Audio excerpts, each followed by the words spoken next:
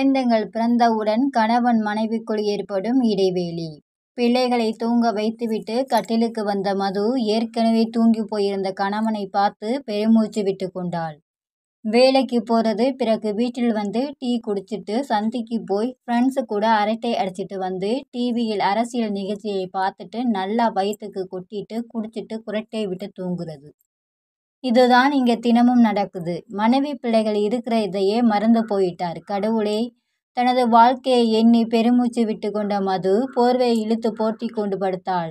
எந்தளவு மாறிப்போன ஆனந்தை நினைத்து வருந்தியவளின் கண்களில் இருந்து கண்ணீர் வழிந்தோடத் தொடங்கியிருந்தது. வழிந்த கண்ணீரை துடைக்க மனமின்றி அன்றொரு நாள் நடந்த சம்பவத்தை நினைத்து பார்க்க தொடங்கினாள் மது. மது, என்ன செய்கிறாய்? சீக்கிரம் வாடி. கட்டிலில் இருந்தபடியே சமையல் அறையில் இருந்தவளை அழைத்து கொண்டிருந்தான் ஆனந்த். அடப்பாவி, இவன் அடங்கவே மாட்டான். கொஞ்சம் பொறுத்தால் என்னவாம்? இருடா வாரேன், மனதிற்குள் நினைத்து புனைத்து கொண்ட மது, இதோ வாரேங்க, நீங்க தூங்குங்க என்றாள். போதுமா, காலையிலே சட்டி பானையை கழுவு, முதல்ல வாமா. அவனின் அவசரம் அவனுக்கு மதுவுக்கு தெரிந்ததுதான் இருந்தது. ஆனாலும் புன்னகைத்து கொண்டு அவனை தவிக்க விட்டாள்.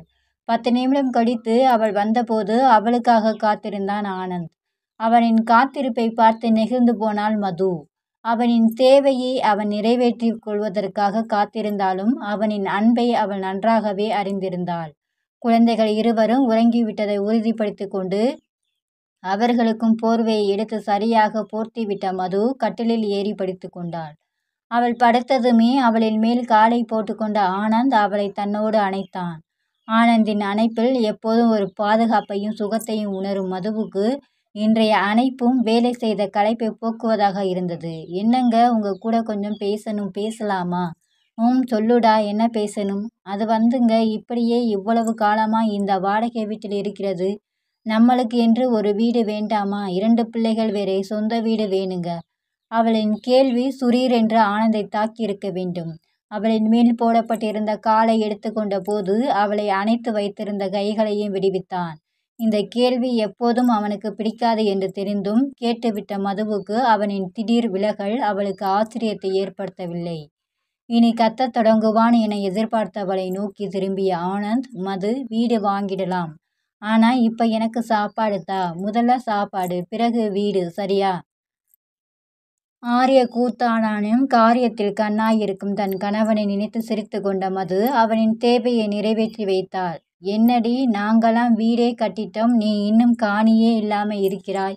உன் புருஷன்ட்ட சொல்லி முதலே வீடு கட்டுற வழியை பாருடி.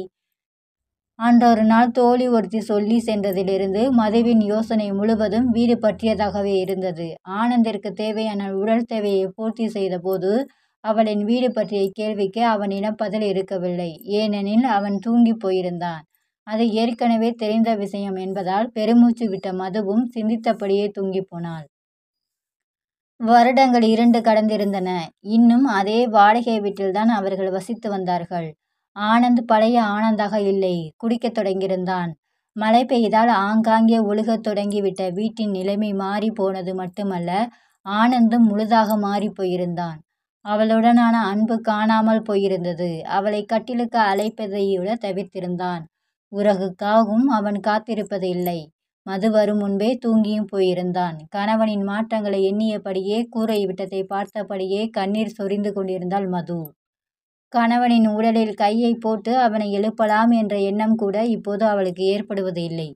இப்படித்தான் ஒரு நாள் தூங்கிக் கொண்டிருந்த அவனின் உடலில் கை வைத்தபோது அவன் அவளை தூசண வார்த்தைகளால் ஏசி அவளின் மனதை நோகடித்திருந்தான் அவன். அந்த ஒரு சம்பவம் மதுவை மிக வெகுவாக பாதித்திருந்தது. அதன் பின் அவனோடு பேசுவதையே குறைத்து கொண்டிருந்தாள் அவள். அவளின் இந்த ஒதுக்கல் அவனுக்கு சாதகமாகி போகவே தன் விருப்பத்திற்கு நடக்கத் தொடங்கியிருந்தான் ஆனந்த். எப்போது எங்கே போகிறான் என்பதை கூட அவளுக்கு சொல்லாமல் செய்யத் தொடங்கியிருந்தான் ஆனந்த். கணவனை புரிந்து கொள்ள முடியாமல் மது தவித்த போது அவளிடம் சம்மதம் கேட்காமலேயே கட்டாயமாக உறவை கொண்டு தூங்கி போனான் ஆனந்த். இப்போதெல்லாம் வெறும் பிணமாகவே கிடந்து அவனின் தேவையை பூர்த்தி செய்ய அனுமதி அளித்திருந்தாள் மது. ஏன் வாழ்கின்றோம், எதற்காக வாழ்கின்றோம் என்று கூட தெரியாமல் வாழ்க்கையை நகர்த்தி கொண்டிருக்கிறாள் மது. யாரிடமும் தனது வலியை பகிர்ந்து கொள்ள முடியாமல் தவித்து கொண்டிருந்தாள். உருப்படாத கணவனை விரட்டி விடவும் முடியாமலும் அவனை விரட்டி விட்டால் ஊர்வாரர்களின் பழி சொல்லுக்கு ஆளாக நேரிடும் என்பதாலும் கணவன் என்ற பெயரில் ஒருவன் இருந்துவிட்டு போகட்டும் என எண்ணிக்கொண்டவாறே தனது வாழ்நாட்களை கழித்து கொண்டிருந்தாள் மது. நன்றி. உங்களுக்கு இந்த வீடியோ பிடிச்சிருந்தா லைக் பண்ணுங்கள், ஷேர் பண்ணுங்கள், சப்ஸ்கிரைப் பண்ணுங்கள். தேங்க்ஸ் ஃபார் வாட்சிங்.